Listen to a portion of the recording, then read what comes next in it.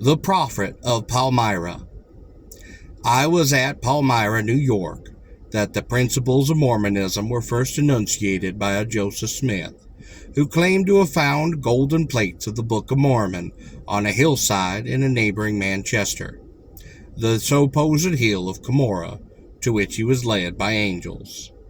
The plates were written in characters similar to the Masonic Cabal, and he translated them by divine aid given to the world the result of his then discovery. That Hebrew prophet Mormon was the alleged author of the record, and his son Moroni then did bury it. The basis of Mormonism was, however, an unpublished novel called The Manuscript Found, that was read to Sidney Rigdon, afterwards a Mormon elder, by its author, a clergyman, and that formulated a creed for a hypothetical church.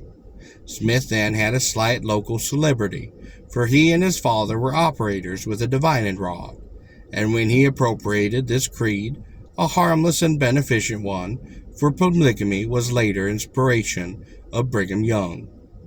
And he began to preach it in 1844. It did gain many converts. His arrogation of the presidency of the then Church of Latter-day Saints and other rash performances won for him the enmity of the Gentiles, who imprisoned and then killed him at Carthage, Missouri, leaving the Brigham Young to lead the people across the deserts away to Salt Lake. There they prospered through thrift and industry.